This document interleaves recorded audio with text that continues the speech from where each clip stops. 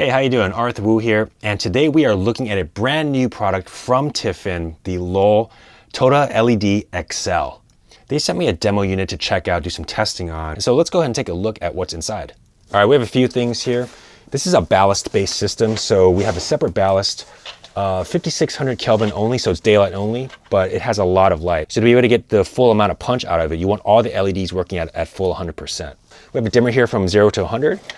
And then we also have a V-mount, so if you wanted to use it for outside or remote stuff, you can do that.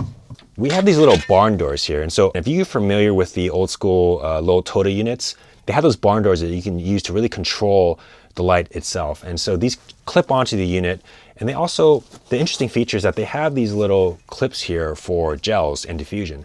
So if you want to diffuse a little bit more, add some diffusion sheets on there, or a color correction gel like a green or magenta, or if you wanted to change it from the 5600 Kelvin to the 3200 for tungsten-based work, you can use these clips to kind of help you with that, which is really key, I think, so you don't have to carry around clips with you.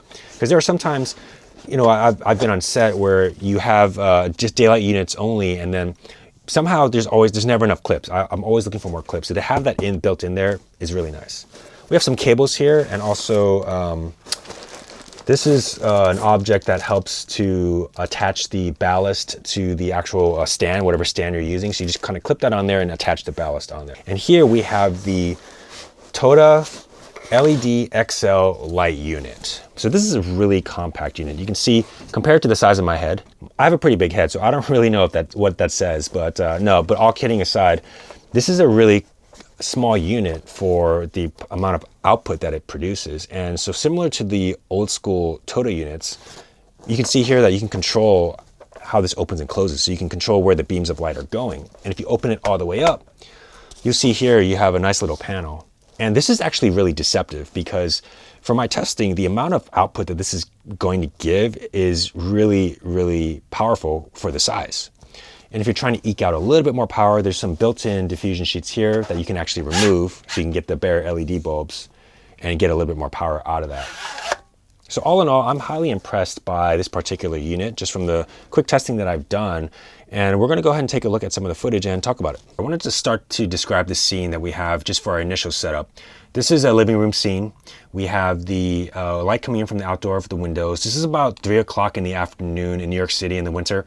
The buildings outside are in shade, if that gives you any indication of you know, the kind of the light that's coming out from the windows, as well as a Christmas tree there. Those are just regular Christmas tree lights. And the settings were 800 ISO at f4. So we started with nothing. The light's going to be camera right, just a 45-degree setup here. And then as we turn it on, this is 1%.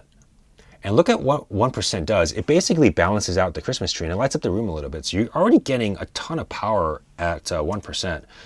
I mean, to me, this says a lot. That's a lot of light. And here we go up to 50%. So you can see here, it starts to balance out the back a little bit more. There might even be too much light inside.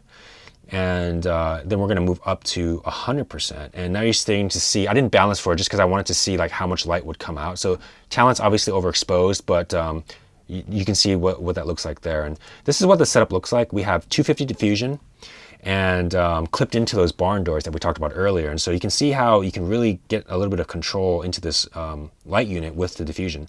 So, you know, 250 will give you about 3/4 of a stop. I think I doubled it up actually. I folded it in half. So it's really maybe like a stop and a half.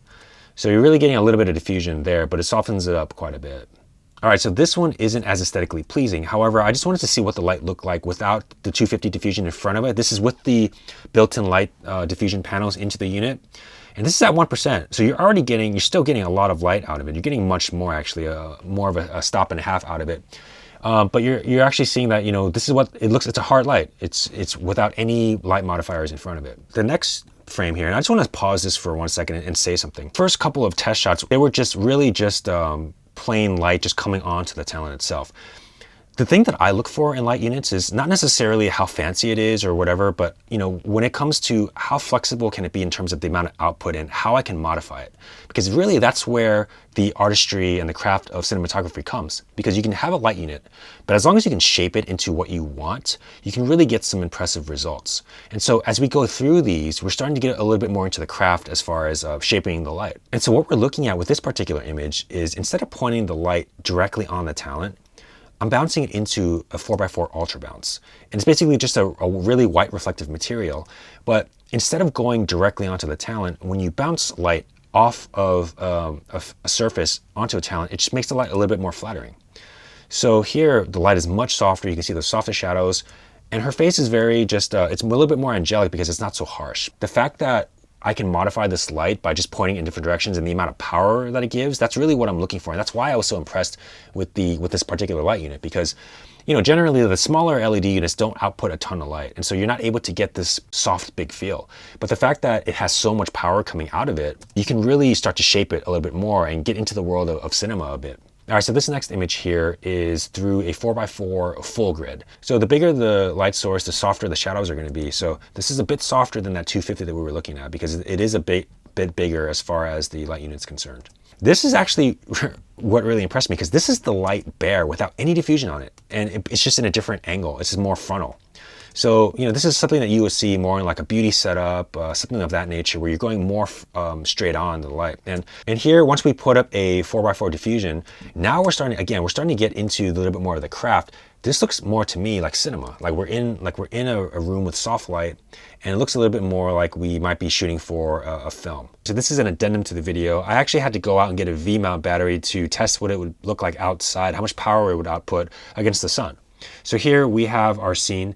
It was a pretty bright day, and the camera settings were f5.6 at 320 ISO and ND6 in front of the lens. So it was a very bright day, and I wanted to see how much light that the TOTA LED XL output in comparison, to see if there's any balancing that was possible. All right, so this is what it's like with the light on, and I was actually very impressed with the output that we're getting out of this light. So this is no diffusion at all at 100%. And you can see it's quite a bit of light. So the only caveat here, disclaimer and what have you, is it's actually extremely bright. So you have to be very careful with the talent's eyes, because you don't want to hurt their eyes. If I were in this situation, I would definitely dim the light down or diffuse it so that the talent isn't affected by this particular light, because it is so bright. So that's something you want to be aware of. But other than that, I mean, the cost for the amount of output that we're getting on this light is pretty incredible, and I was highly impressed by this particular test. All right, so I hope that was helpful in seeing what the Lowel TOTA LED XL can actually offer. And again, my biggest thing when I look at lights is the amount of raw power and how I can shape it. The craft really comes from knowing how to shape your lights, because once you can shape your lights, you can do so many different things with it. It's not just about pointing the light directly at the talent. You really can have a lot of versatility with a powerful unit. And I'm highly impressed with the TOTA XL because of that. It's such a small light unit. You can shape it any way you want. And so the amount of power plus the amount of flexibility that comes with it is really something to take a look at if you're looking for a small light unit that you can shape. So if you have any questions, post them below. Otherwise, I will see you in the next video. All right, guys. Peace.